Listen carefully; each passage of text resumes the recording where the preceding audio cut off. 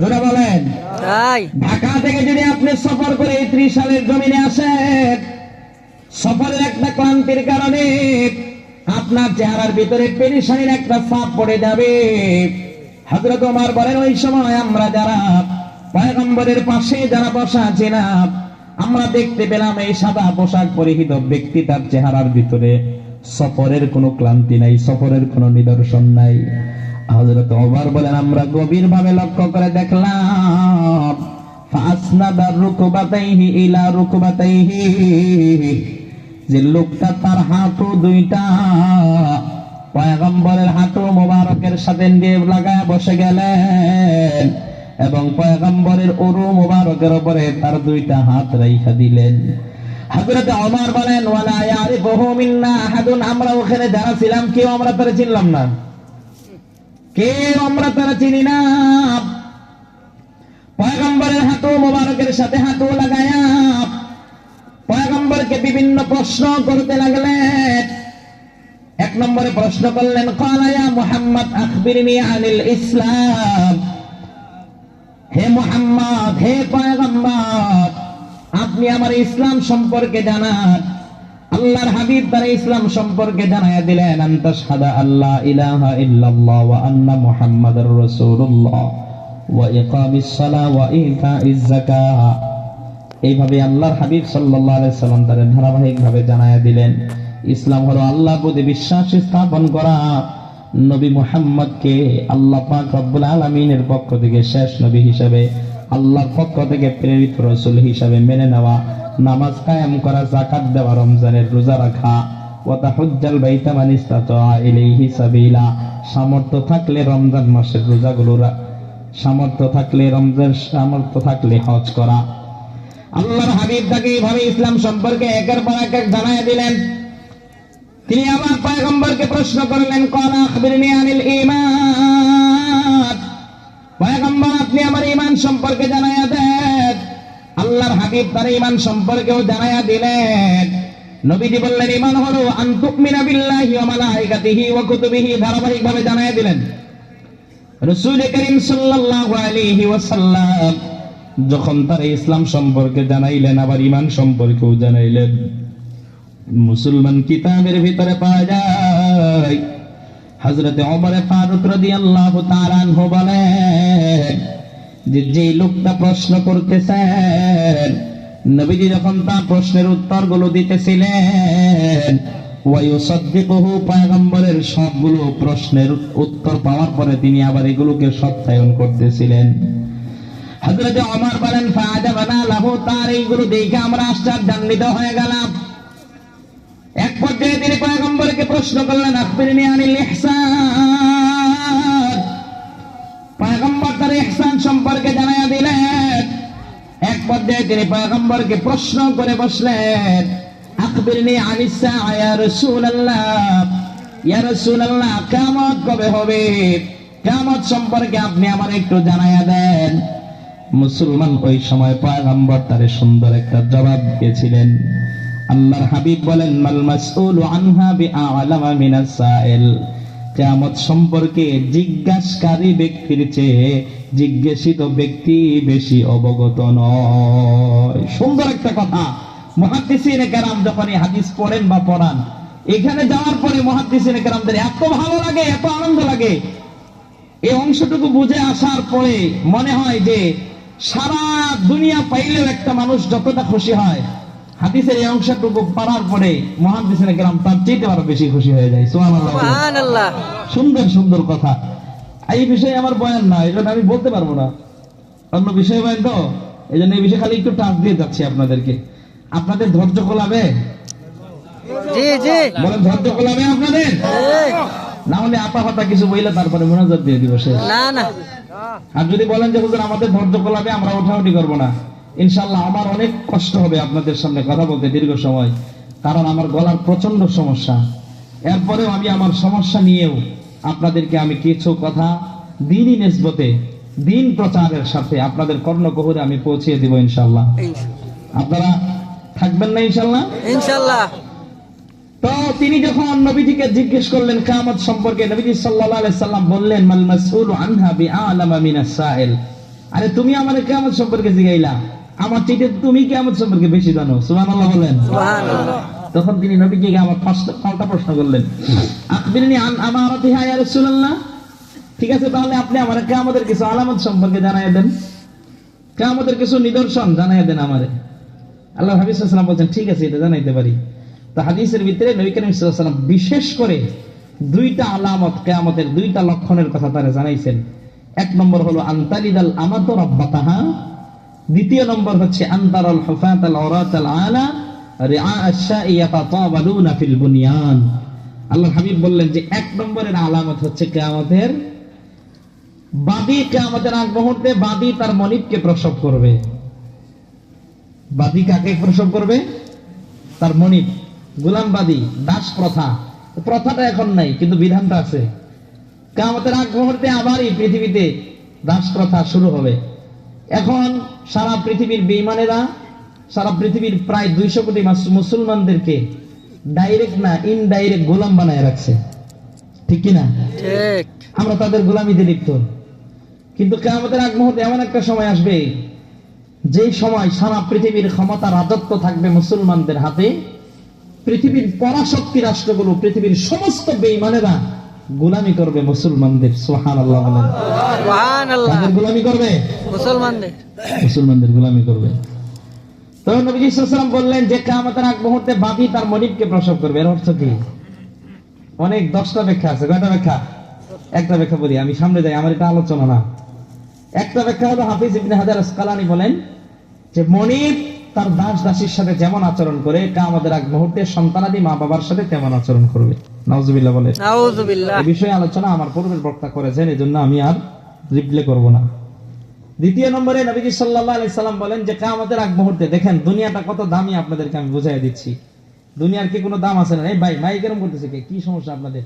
একবার আওয়াজ আছে আবার নাই, হইল না তো, এমনি তো গলা ভাঙা, পর মাইক টাইক লয়ে ভাঙ্গে সামনের দিকে ফিরে যাই। আমি তাড়াতাড়ি করেন, যা করেন তাড়াতাড়ি করেন, হয় নষ্ট করেন নাহলে ঠিক করেন। কি করেন আপনারা?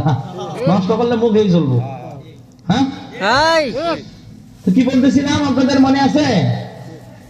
নবী সাল্লাল্লাহু আলাইহি ওয়াসাল্লাম বললেন যে আনতারাল হুফাতাল আওরাতাল আলা রিআ আশ-শাই ইয়াতাতাওয়ালুনা ফিল বুনিয়ান। নবীজি বললেন যে কিয়ামতের আরেকটা আলামত হচ্ছে কিয়ামতের আগ মুহূর্তে যারা নগ্ন পদ বিশিষ্ট, যাদের পায়ে জুতা নাই, জুতা কিনে টাকাও যাদের নাই, কি নাই? জুতা কিনে টাকাও যাদের নাই।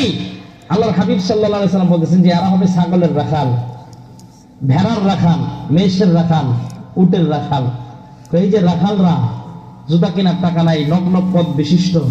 কেন কেন আওয়াজটা বন্ধ করেন, এটা তো ভালো ছিল। এই দেখেন আওয়াজ।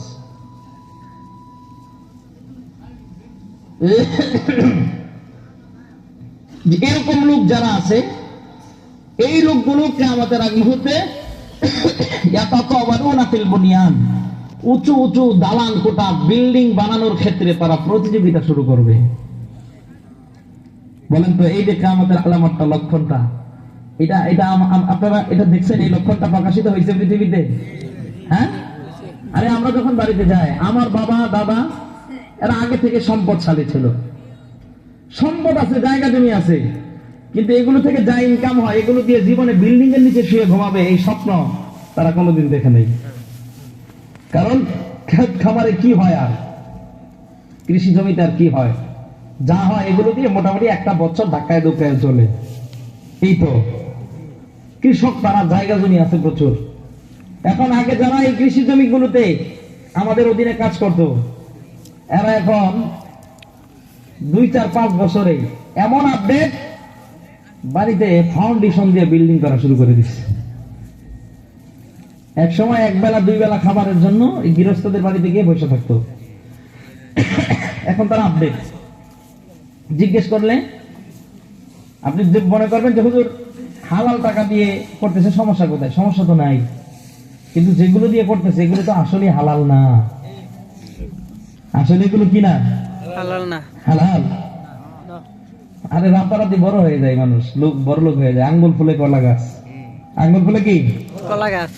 ধনী মানুষ ধনী হয়ে গেছে হঠাৎ করে, 3-4 বছরের মধ্যে ধনী। এখন শিক্ষাগত যোগ্যতাও নেই, মানে বংশীয় মর্যাদাও নেই, কিচ্ছু নাই, টাকাওয়ালা হয়ে গেছে মানুষ। তার এখন সমাজের নেতৃত্ব তার হাতে উঠে দেয়, ঠিক কিনা? এখন লোকটাকে সমাজের বড় বড় আচার অনুষ্ঠানে তাকে দাওয়াত করা হয়, কিন্তু কোনোদিন মানুষটা তাকে জিজ্ঞেস করে না, তুমি এত টাকার মালিক কেমনে হইলা, এত টাকার মালিক তুমি কেমনে হইলা? কেমনে হয়েছে জানেননি? সুদে টাকা লাগাইছে।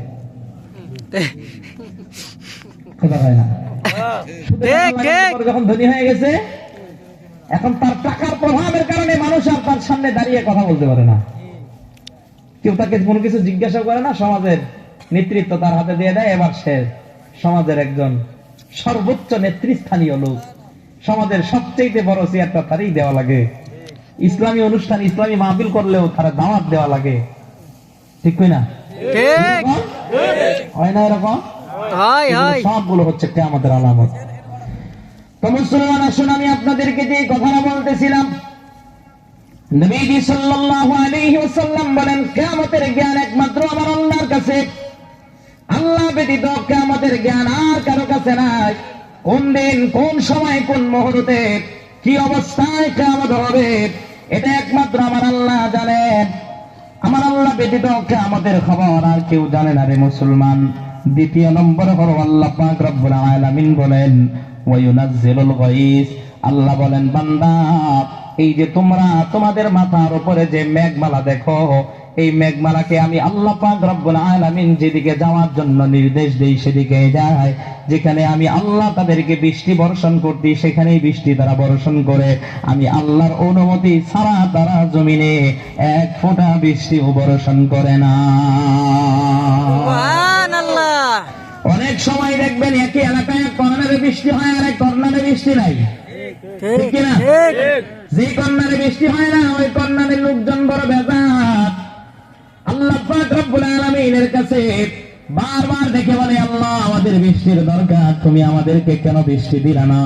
আমার আল্লাহ পাক রব্বুল আলামিন বান্দাকে দেখে দেখে বলেন, বান্দা, আমি ভালো করে জানি কোন সময় তোমার এলাকার কোন সময় বৃষ্টির দরকার।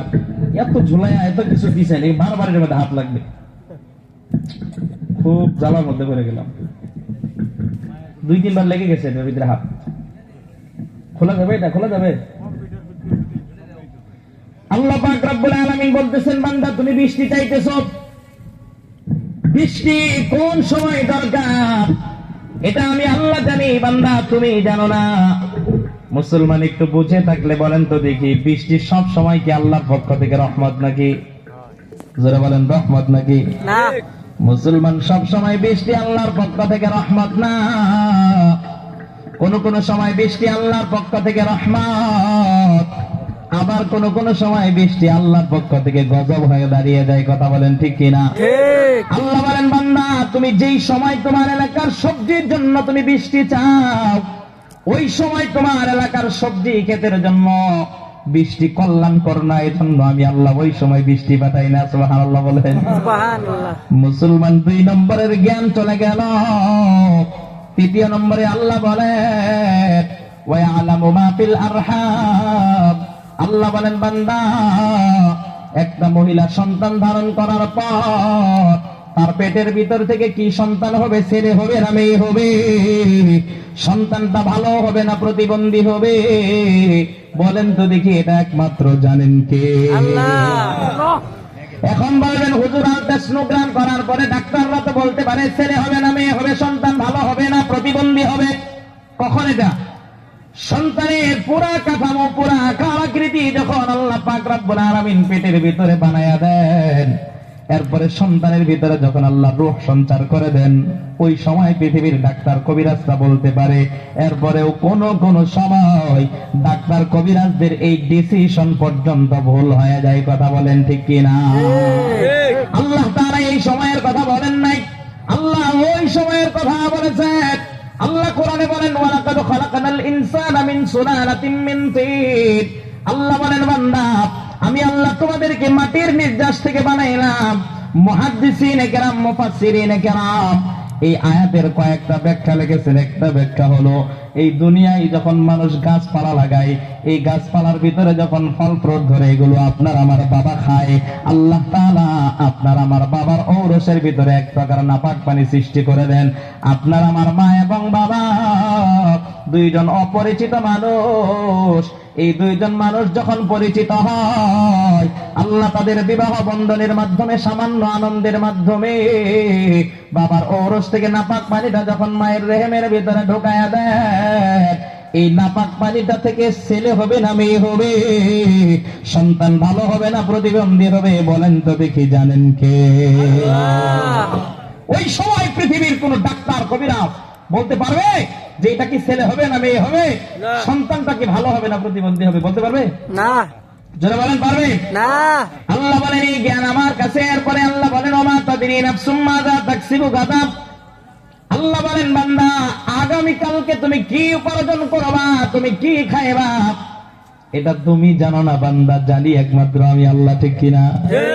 মুসলমান এই দুনিয়ায় কত মানুষ এমন আছে 10,000 15,000 টাকা নিয়ে বাজারে যায়, বাজারে গিয়ে সবচেয়ে বড় মাছটা ক্রয় করে, দেশি মুরগি ক্রয় করে, ভালো ভালো বাজার করে, তারপরে বাড়িতে আনে, স্ত্রী সবগুলোকে সুস্বাদু করে রান্না করে, লোকটা যখন খাবারের প্লেটে যাবে এর আগে আজরাইল এসে তার জানটা কবজ করে নিয়ে যায়। কি বলেন, এরকম হয় কি হয় না? আমরা যখন ছোট ছিলাম, একেবারে ছোট, আমাদের এলাকায় একজন ব্যবসায়ী ছিলেন, রমজান মাস সিহরি পর্যন্ত দোকান খোলা রাখছে, সিহরি খাওয়ার জন্য বান্দা বাড়িতে গেছে, বাড়িতে গিয়ে বান্দা তরকারি দিয়ে সবগুলো ভাত খেয়ে ফেলছে। এবার দুধ কলা দিয়া যখন ভাতগুলো প্লেটের ভিতরে খাওয়ার জন্য নিছে, একটা লোকমা মুখে দিছে, আজরাইল চলে আসছে। আজরাইল বলে বান্দা তোর তরকারি পর্যন্তই সীমাবদ্ধ, এই দুধ মাখা ভাত তোর পেটে আর যাবে না, তোর রিজিক শেষ হয়ে গেছে। আজরাইল তারে দুনিয়া থেকে উঠায় নিয়ে গেছে। এরকম হয় না? কথা বলেন, হয় কি হয় না? তাহলে মুসলমান আল্লাহ বলতেছেন বান্দা তুমি আগামীকাল কি খাইবা, কি পরবা, কোথায় যাইবা, কোথায় থাকবা, সব কিছু আমি আল্লাহর কাছে, আমি আল্লাহ ব্যতীত পৃথিবীর আর কেউ জানে না। এ মুসলমান শুধু এটাই নয়, আল্লাহ পাক রব্বুল আলামিন বলেন বান্দা পঞ্চম নম্বরে হলো ওমা তাদরি নাফসুম বিআইয়ি আরদিন তামুত। আল্লাহ বলেন বান্দা তুমি কোন দিন কোন জমিনে কোন সময় কি অবস্থায় মৃত্যুবরণ করবা, এটা একমাত্র আমি আল্লাহ জানি, আমি আল্লাহ ছাড়া আর কেউ জানে না। আল্লাহ ছাড়া কেউ জানে? কথা বলেন। এবার আসুন আমরা আমাদের মূল আলোচনায় চলে যাই। মৃত্যু আমাদের কোন সময় হবে, কোন সময় আমাদের কাছে মৃত্যু চলে আসবে, এটা আমরা কেউ বলতে পারবো না? বলতে পারবো না।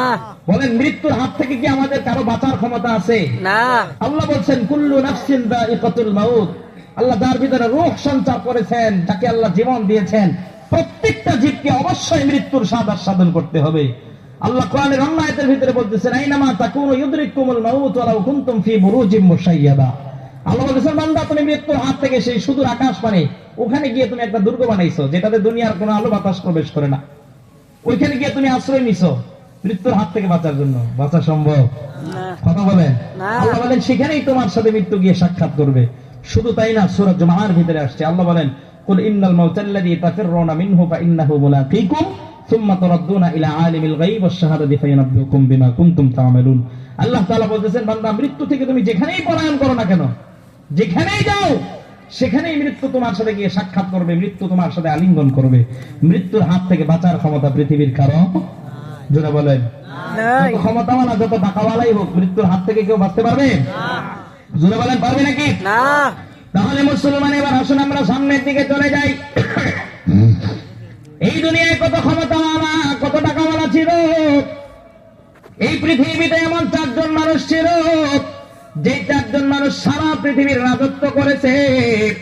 এই 4 জনের ভিতরে 2 জন হলো বেঈমান আর 2 জন হলো ইমানদার, 2 জন হলো মুসলমান। যে 2 জন বেঈমান এই 2 জনের একজনের নাম হলো নমরুদ আর একজনের নাম হলো বাদশা বুখতেনাসার। সারা পৃথিবীর রাজত্ব করেছে মুসলমান, সারা পৃথিবীর রাজত্ব করেও কিন্তু তারা তাদের রাজত্বর ক্ষমতার বলে এই দুনিয়ায় তাদের নির্দিষ্ট হায়াতের চাইতে 1 সেকেন্ড কিন্তু বেশি বাঁচতে পারে না। এই কথা বলেন ঠিক কিনা? যে 2 জন মুসলমান সারা পৃথিবীর শাসন করেছেন, সারা পৃথিবীর রাজত্ব করেছেন, একজনের নাম হলো হযরত সুলাইমান, আরেকজনের নাম হলো বাদশা যুলকারনাইন। এরাও কিন্তু তাদের ক্ষমতার বলে এই পৃথিবীতে নির্দিষ্ট হায়াতের চাইতে 1 সেকেন্ডও বেশি বাঁচতে পারে নাই। মুসলমান আপনি আর আমি কিন্তু এই দুনিয়াতে আপনার আমার নির্দিষ্ট হায়াতের চাইতে 1 সেকেন্ড বেশি বাঁচতে পারবো না। কথা বলেন ঠিক কিনা? মুসলমান একটু দিল দিয়ে কথাগুলো মনোযোগ দিয়ে শোনেন। আল্লাহ পাক রব্বুল আলামিন আপনারে আমারে কেন এই দুনিয়ায় পাঠাইলেন? আপনি আর আমি দুনিয়ায় কি এসে কি করতেছি, আবার যখন এই দুনিয়া থেকে চলে যাব তখন আপনি আর আমি এই দুনিয়া থেকে কি নিয়ে চলে যাব রে মুসলমান? এ মুসলমান, মৃত্যু আমাদের জন্য যেমন নিশ্চিত, এই মৃত্যুর হাত থেকে যেমন আপনি আর আমি বাঁচতে পারবো না, ঠিক তদ্রূপ মৃত্যুর আগ মুহূর্তে একটা যন্ত্রণা আছে, একটা কষ্ট আছে রে মুসলমান। এই মৃত্যুর যন্ত্রণার হাত থেকে, এই সাকরাতুল মাউত থেকেও কিন্তু পৃথিবীর কোনো মানুষ বাঁচতে পারবে না। আল্লাহ পাক রব্বুল আলামিন কোরআনে কারীমের ভিতরে ডাক দেয়া বলেন, ওয়াজাআত সাকরাতুল মাউত বিল হাক্কি যালিকা মা কুনতা মিনহু তাহিদ।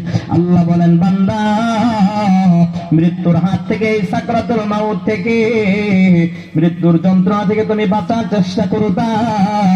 বান্দা, কোনদিন তুমি এই সাকরাতুল মাউত থেকে, মৃত্যুর যন্ত্রণা থেকে তুমি কোনো সময় বাঁচতে পারবা না। মুসলমান, মৃত্যুর যন্ত্রণা কত ভয়ঙ্কর, এই মৃত্যুর যন্ত্রণা কত কষ্টকর। হযরত আদম সফিউল্লাহ থেকে মুহাম্মদুর রাসূলুল্লাহ পর্যন্ত আল্লাহ তাআলা যত নবী এই দুনিয়ায় পাঠাইছেন, সমস্ত নবীদেরকে মৃত্যুর যন্ত্রণা ধরেছে, সাকরাতুল মাউতে ধরেছে। কোন নবী কিন্তু মৃত্যুর যন্ত্রণার হাত থেকে বাঁচতে পারে নাই।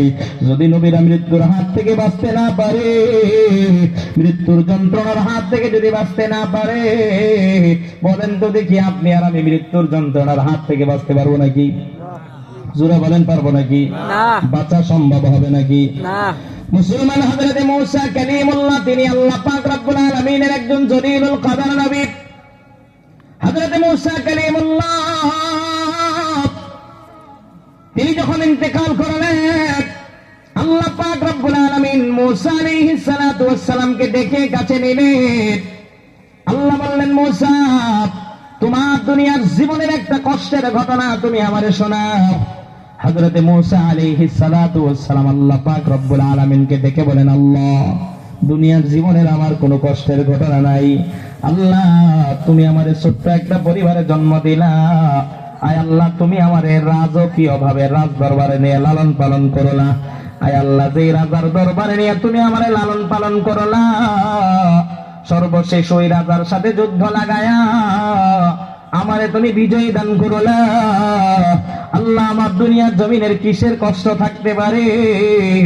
দুনিয়ার জীবনের আমার কোনো কষ্ট নাই রে আল্লাহ, তবে মালিক, মৃত্যুর সময় আমার একটা কষ্ট হয়েছে, কষ্টের বর্ণনা আমি তোমার কাছে দিতে চাই। আমার আল্লাহ বলেন, মূসা, তাহলে তুমি তোমার এই মৃত্যুর কষ্টের বর্ণনাটা দাও। হযরত মূসা আলাইহিস সালাতু ওয়াস সালাম বলেন, মালিক, আল্লাহ একটা জীবিত চড়ুই পাখিকে তার ভিতরে জীবন থাকা অবস্থায় পারে যদি রান্না করার জন্য, পাক করার জন্য যদি একটা গরম কড়াইয়ের ভিতরে ছেড়ে দেওয়া হয়, ওই সময় ওই জীবিত চড়ুই পাখিটার যে পরিমাণ কষ্ট হয়, তার যেতেও আমি নবী মূসার মৃত্যুর তারও বেশি কষ্ট হয়েছে, মৃত্যুর সময় বেশি কষ্ট হয়েছে। মুসলমান, একটু বুঝে থাকলে বলে, নবী মূসার যদি মৃত্যুর সময় এই পরিমাণ কষ্ট হয়, আপনার আমার মৃত্যুর সময় কষ্ট হবে কি হবে না? জোরে বলেন, হবে কি হবে না? আমি আপনাদের সামনে একটা হাদিস বর্ণনা করে আপনাদেরকে বোঝায়া দেই আরো। হযরত আয়েশা সিদ্দিকা রাদিয়াল্লাহু তাআলা আনহা তিনি বলেন যে, আমার বড় সৌভাগ্য, আমার বড় কপাল, পয়গম্বর মৃত্যুর আগ মুহূর্তে তিনি আমার ঘরের ভিতরে ছিলেন। আয়েশা বলেন, পয়গম্বর মৃত্যুর আগ মুহূর্তে তার মাথা মুবারক তিনি আমার কোলের উপরে রাইখা দিলেন। আয়েশা বলেন, পয়গম্বরের মাথা মুবারক যখন আমার কোলের উপরে ছিল, ওই সময় আমি পয়গম্বরের চেহারার দিকে গভীর দৃষ্টিতে তাকিয়েছিলাম। আমি পয়গম্বরের চেহারার ভিতরে একটা পেরেশানির ছাপ দেখতে পেলাম। পয়গম্বরকে আমি জিজ্ঞেস করলাম, ও পয়গম্বর, আপনার চেহারার ভিতরে কেন পেরেশানির ছাপ? নবীজি সাল্লাল্লাহু আলাইহি ওয়াসাল্লাম আমারে ডাক দিয়া বললেন, আয়েশা রে, আমি মনে হয় আর বেশি দিন এই দুনিয়ায় থাকতে পারবো না, দুনিয়া ছেড়ে মনে হয় চলে যাব। আয়েশা, আমার রব হলেন আমার পরম বন্ধু, আমার রবের কাছে আমি ফিরে যাব, এটা আমার জন্য বড় আনন্দের সংবাদ, বড় খুশির সংবাদ। তবে আয়েশা রে, আমার চেহারার ভিতরে তুমি যে পেরেশানির ছাপটা দেখতেছো, সাকরাতুল মাউত, মৃত্যুর যন্ত্রণা আমারে ধরছে। এই সাকরাতুল মাউতের কারণে আমার চেহারার ভিতরে পেরেশানির ছাপ পড়ে গেছে। হযরত আয়েশা সিদ্দিকা রাদিয়াল্লাহু তাআলা আনহা বলেন, পয়গম্বর যখন আমাকে বর্ণনাগুলো দিতেছিলেন, এমন সময় আমার সহোদর ভাই আব্দুর রহমান ইবনে আবু বকর তিনি আমার ঘরের ভিতরে চলে আসলেন। আব্দুর রহমান ইবনে আবু বকরের হাতে একটা মিসওয়াক ছিল। নবীজি ইশারা দিয়ে দেখায় দিলেন, আয়েশা, তোমার ভাইয়ের হাতে যে মিসওয়াকটা আছে, এই মিসওয়াকটা তুমি আমারে দাও। আয়েশা বলেন, আমি আমার ভাইয়ের হাত থেকে মিসওয়াকটা নিয়ে আমি পয়গম্বরের হাতে উঠায়া দিলাম। কিন্তু পয়গম্বরের মৃত্যুর যন্ত্রণার কারণে তার হাতের ভিতরে এই পরিমাণ শক্তি ছিল না, যে শক্তিটা দিয়ে তিনি মিসওয়াকটা তার মুখ পর্যন্ত নিবেন। আয়েশা বলেন, ওই সময় আমি নবীর হাত থেকে মিসওয়াকটা নিয়ে আমি নিজেই নবীর মুখের ভিতরে উঠায়া দিলাম। কিন্তু নবীজির দাঁত মোবারকের ভিতরে শক্তি না থাকার কারণে নবীজি মিসওয়াকটা চিবায়া নরম করতে পারলেন না। আয়েশা বলেন, আমি নবীর হাত থেকে মুখ থেকে মিসওয়াকটা নিয়ে আমি এবার নিজে মিসওয়াকটা চিবায়া নরম করলাম। আমি আমার মুখের লালা মিশ্রিত মিসওয়াক পয়গম্বরের মুখে উঠায়া দিলাম।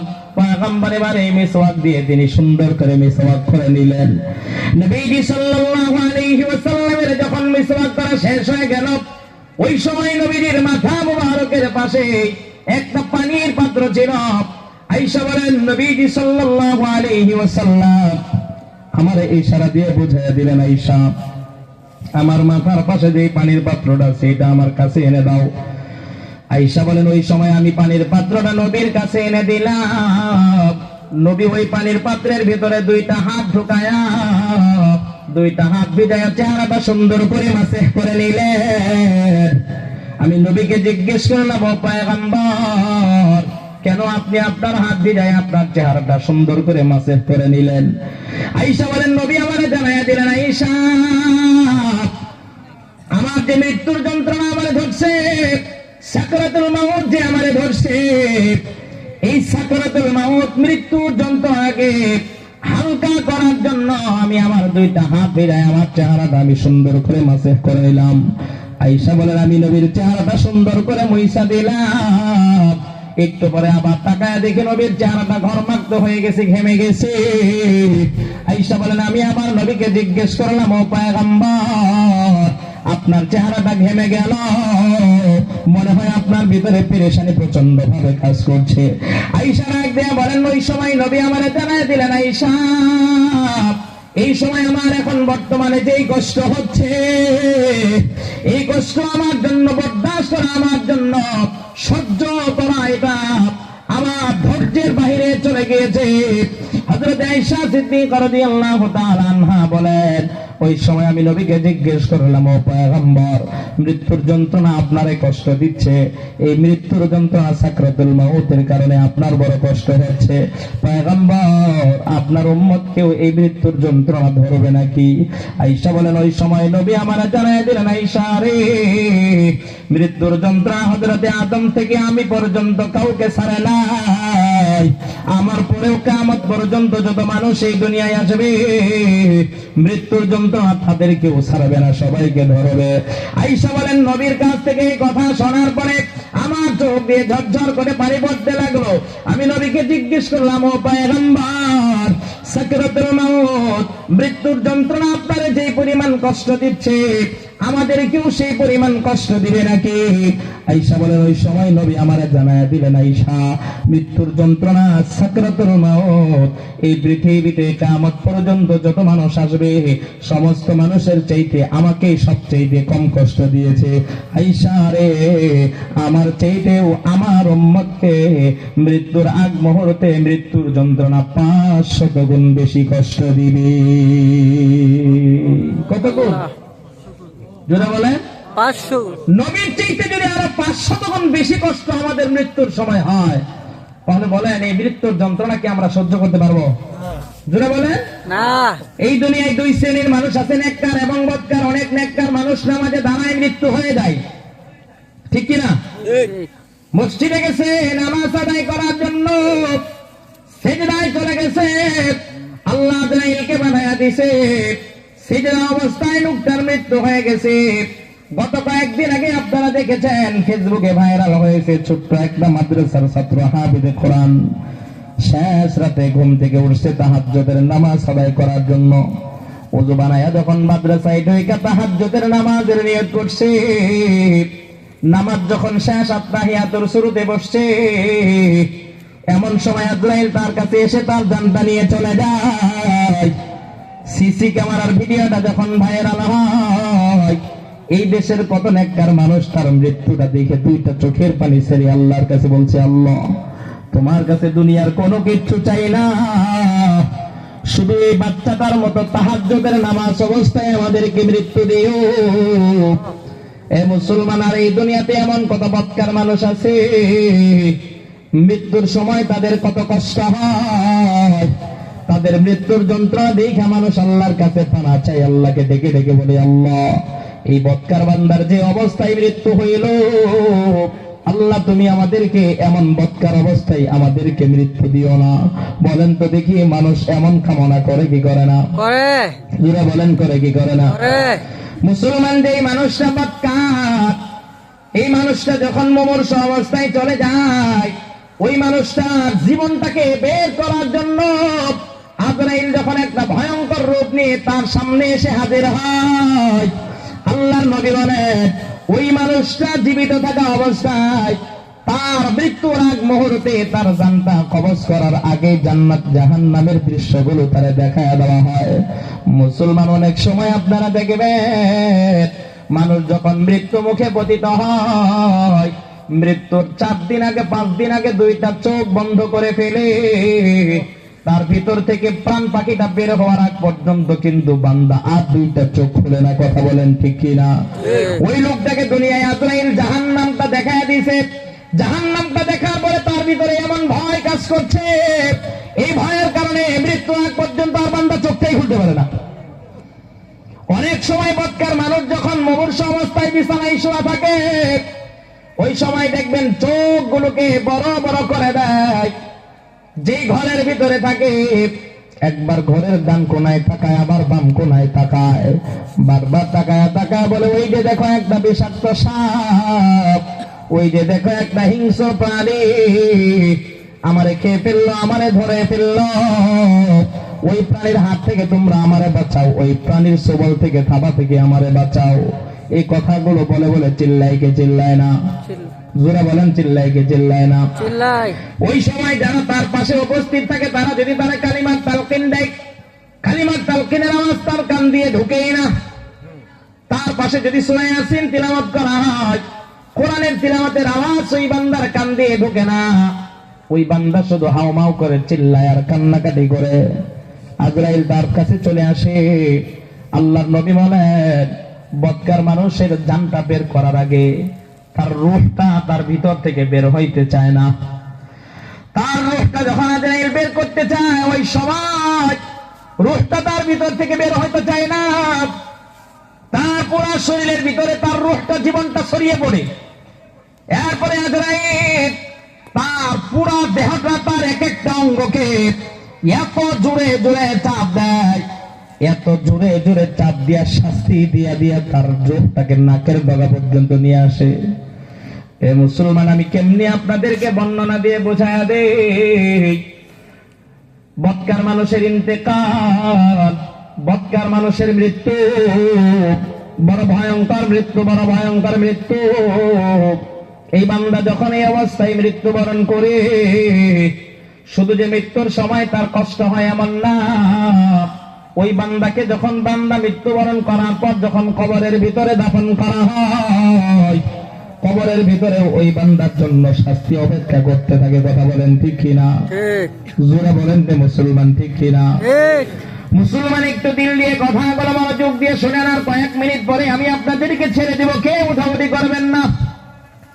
কথাগুলো শুনে দুইটা চোখের পানি ছেড়ে দিয়া আল্লাহর কাছে কান্না করেন আর বলেন, আল্লাহ যতদিন এই দুনিয়ায় বাঁচবো আর জীবনে কোনোদিন অন্যায় করব না, আর জীবনে কোনোদিন গুনাহ করব না।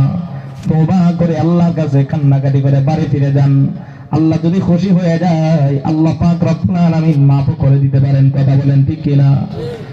নবীজি সাল্লাল্লাহু আলাইহি ওয়াসাল্লামের একজন প্রিয় সাহাবী হযরত আলী কাররামাল্লাহু ওয়াজহাহ, নবীজি তাকে এত বেশি ভালোবাসতেন, আল্লাহর হাবিব তার মেয়ের বিয়ের ঘোষণা পুরা মদিনার ভিতরে দিয়েছিলেন। অনেক বড় বড় সাহাবায়ে কেরাম নবীর মেয়েকে বিয়ে করার জন্য দরখাস্ত দিয়েছিল, কারো দরখাস্ত কবুল হয় নাই। আল্লাহর নবী হযরত আলীকে ডেকে কাছে এনে বললেন, আলী, মদিনার বড় বড় ধনাঢ্য সাহাবায়ে কেরাম আমার মেয়ের বিয়ের প্রস্তাব দিয়েছে। মদিনার বড় বড় সাহাবায়ে কেরাম আমার মেয়েকে বিয়ে করার প্রস্তাব দিয়েছে। হে আলী, কাউকে আমার পছন্দ হয় না। আমি মনে করি মদিনার ভিতরে এবং মক্কার ভিতরে আমার মেয়ের জন্য তুমি আলীর চেয়ে উপযুক্ত স্বামী আর কেউ নাই। সুবহানাল্লাহ বলেন। সুবহানাল্লাহ। আল্লাহর হাবিব হযরত আলী এবং ফাতেমা দুইজনকে বিবাহ বন্ধনে আবদ্ধ করে দিলেন। হযরত আলী এবং ফাতেমা দুইজনের সংসার বড় সুখের সংসার। তাদের সংসারের ভিতরে জীবনে কোনোদিন ঝগড়াঝাটি ফাসাদ ছিল না। কথা বলেন ঠিক কিনা? ঠিক। জোরে বলেন না একটু। ঠিক। মুসলমান হযরত আলী এবং ফাতেমার সংসারে তো সুখের সংসার। আল্লাহর হাবিব একদিন আলীকে ডেকে সকালবেলা কাছে আনলেন। আল্লাহর হাবিব আলীর চেহারার দিকে তাকায় মুস্কি মুস্কি হাসে আর বলে, আলী, ঘটনা কি, তুমি কি আমল করো? প্রত্যেকদিন ফজর নামাজ পড়ে যখন আমি মসজিদে নবী থেকে বের হই, তোমার ঘরের দিকে আমি যখন তাকাই, ওই সময় দেখি তোমার ঘরের ভিতরে প্রত্যেকদিন আল্লাহর আসমান থেকে রহমত নাজিল হয়। নবীজি আলীকে ডাক দিয়া বলেন, আলী, কি আমল করো যে আমলের কারণে আল্লাহ প্রত্যেকদিন সকালবেলা তোমার বাড়িতে রহমত নাজিল করেন? হযরত আলী বলেন, পয়গম্বর, সারাদিন তো আপনার দরবারেই কাটাই, কি আমল করো? ও পয়গম্বর, একটা আমল আমি আর আপনার মেয়ে করি। আমলটা হলো আপনার মেয়ের মাঝে আর আমার মাঝে জীবনে কোনোদিন ঝগড়া হয় না। সুবহানাল্লাহ। ও পয়গম্বর, আপনার মেয়ে আমার কাছে জীবনে এমন কোন দাবি পেশ করে না যেটা আমি পূরণ করে দিতে পারবো না। সুবহানাল্লাহ। সুবহানাল্লাহ। পয়গম্বর, আমিও আপনার মেয়ের উপরে সাংসারিক এমন কোন কাজ চাপায় দেই না যে কাজটা আপনার মেয়ে করতে পারবে না। আল্লাহর নবী বলেন, আলী, এই যে তোমাদের দুইজনের মাঝে বোঝাপড়া, তোমরা একজন আরেকজনকে যে বোঝার চেষ্টা করো, একজন যে আরেকজনকে ছাড় দাও, একজন যে আরেকজনের কাজে সহযোগিতা করো, আল্লাহ পাক রব্বুল আলামিনের কাছে আমলটা বড় পছন্দনীয় হয়ে গেছে। এই কারণে আল্লাহ প্রত্যেকদিন সকালবেলা তোমার বাড়ির জন্য আল্লাহর আসমানের বরকতের দরজা আল্লাহ খুলে দেয়। সুবহানাল্লাহ। মুসলমান, আজকে আপনি আর আমিও স্বামী, আপনার আমারও সংসার আছে। আপনি আর আমি আপনার আমার স্ত্রীকে দৈনন্দিন না পিটাইলে আপনার আমার পেটের ভাত হজমই হয় না। কথা বলেন ঠিক কিনা? কে কে প্রত্যেকদিন বউ পিটান না পুরুষ কে কে আছেন? একটু হাত তুলেন দেখি। সাবাস। কয় হুজুর ওয়াজ শুনতেছি দেখে এত কিছু সবকিছু ভুলে যাই না, মনে আছে সব?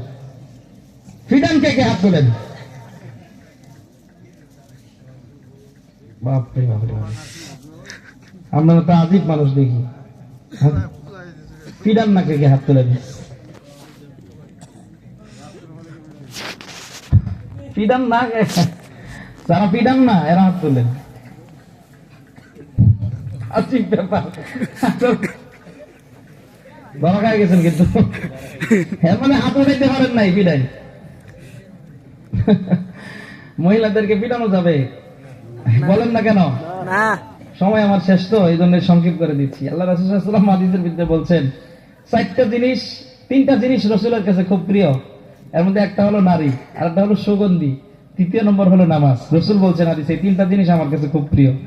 যেই জিনিস রাসূলের কাছে প্রিয় সেটা কি উম্মতের কাছে প্রিয় হওয়া দরকার আছে না নাই? আছে। জোরে বলেন, আছে না নাই? আছে। আগে যদি ফিটনা বাটনি করে অভ্যাস থেকেও থাকে, তাহলে আজকে থেকে তওবা করবেন, আর জীবনে কোনোদিন পিটাইতেন না। ইনশাআল্লাহ পারবেন? ইনশাআল্লাহ। হাত তোলেন যে হুজুর আর জীবনে কোনোদিন পিটাইবো না। হাত তোলে না। অনেক মুরব্বীরা কয়, হুজুর সম্ভব না তো, সারা জীবন পিটাই অভ্যাস, বাকি জীবন কেমনে কাটাই?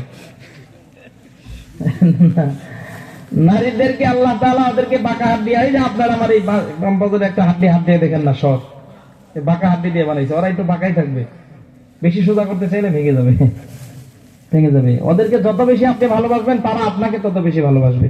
আপনি তাদেরকে 50% ভালোবাসা দিবেন, তারা আপনাকে 100 দিবে। সিস্টেম এটাই। আল্লাহ নারীদেরকে কোমলমতি করে বানাইছেন, ওদের দিল বড় নরম, কোনো কিছু বললে ওদের অন্তরে গিয়ে লাগে। এটা আপনি কোনো আপনার স্ত্রীকে কোনোদিন আপনি গালি দিবেন তার মা বাবা উঠায়া, সে জীবনেও কোনোদিন ভুলবে না, কোনোদিনই সে ভুলবে না। আপনাকে গালি দিলে সে আপনি ভুলে যাবেন, কিন্তু সে ভুলবে না। আল্লাহ ওদেরকে বানাইছে এরকম করে। নারীদের এরা হলো মহব্বতের বস্তু। আল্লাহ নারীদেরকে বানায় পৃথিবীর সৌন্দর্য বাড়াইছেন। নারীরা যদি দুনিয়ায় না আসতো, আপনি আর আমি পাগল হয়ে রাস্তায় ঘুরতাম, ঠিক কিনা? সারাদিন আপনি বাইরে যত পরিশ্রমী করেন না কেন, মানুষের সাথে একেবারে ঝগড়া ঝাঁটি সব কিছু করে ফেলছেন। আপনি বাসায় যাবেন, আপনার বাসায় যদি একজন সতী সাধ্বী নারী থাকে, আপনি বাসায় ঢোকার সাথে সাথে আপনার স্ত্রীর চেহারা দেখার সাথে সাথে আপনার সারা দিনের সমস্ত ক্লান্তি দূর হয়ে যাবে, ঠিক কিনা? অনেকেই চিন্তা করতেছে হুজুর বাসা যাওয়ার লগে লগে ঝগড়া লাগা, ঝগড়া এটা তো আপনার কারণে লাগায়। আপনি তারা বিয়ে করে যখন বাড়িতে আনছেন, তখন তার দিন শেখানোর দায়িত্ব ছিল আপনার উপরে। আপনি শিখাইছেন? কথা কন না, শিখাইছেন কি? তাই হুজুর দিন তো আমি নিজেই শিখি নাই, তারে কি শিখাম? নিজেও শিখতে হবে, স্ত্রীকেও শিখাইতে হবে। তাহলে মুসলমান এবার আসুন, আমাদের সমাজের ভিতরে এক শ্রেণীর পুরুষ ভাইয়েরা,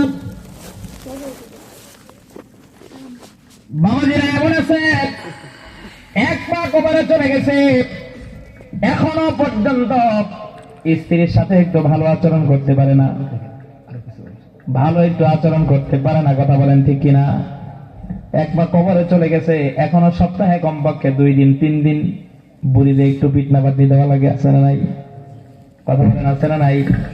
মুসলমান আমরা যখন ছাত্র জামানায় ছিলাম, আমাদের বাড়িতে গেছি, বাড়ির পাশে আমার এক আত্মীয় আছে, মুরব্বী আত্মীয়, তাকে দেখার জন্য গেলাম। যাওয়ার পরে দেখি এই মুরব্বী লোকটা তার বুড়িকে নিয়ে, এই আপনারা উঠাউঠি করতেছেন কেন? আমি ছেড়ে দেবো ভাই, আমার অভ্যাস, খুব বদ অভ্যাস আছে আমার। লোকজন উঠাউঠি করলে আমি ছেড়ে দিই, ভালো লাগে না আমার।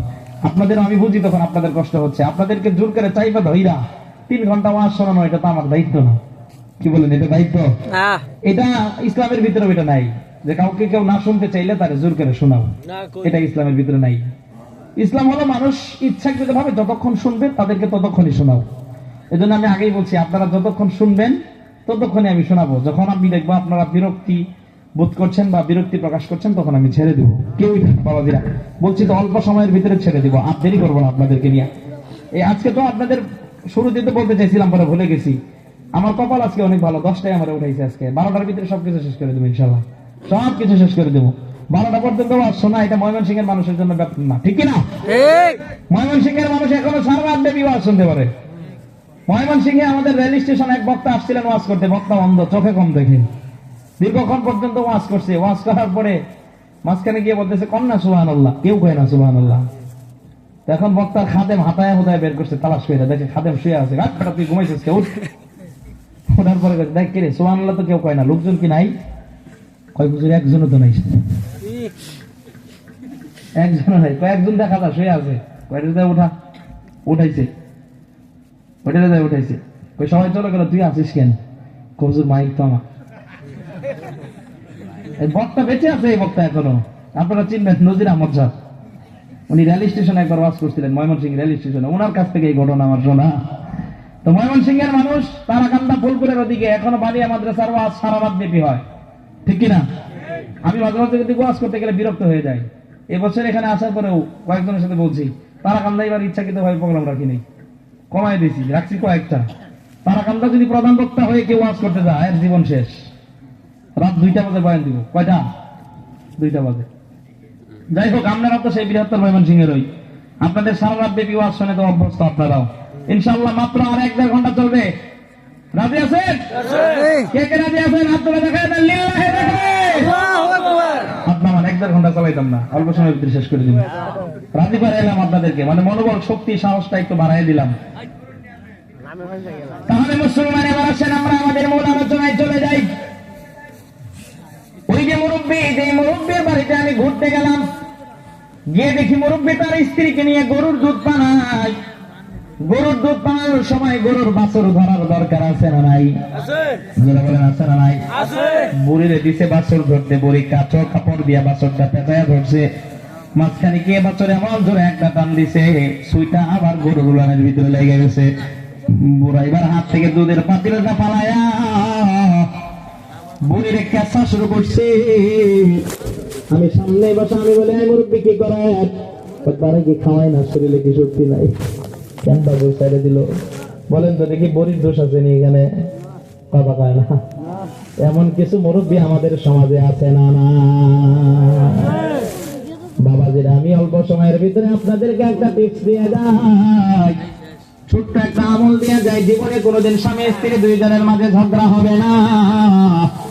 আমলগুলো যদি করেন জীবনে আর কোনোদিন স্ত্রীর গায়ে আপনার হাত উঠবে না। আমলগুলো করবেন তো ইনশাল্লাহ? জোরে বলেন না ইনশাল্লাহ? হযরত আলী এবং ফাতেমা দুইজনের সংসার কেন এত সুখের সংসার?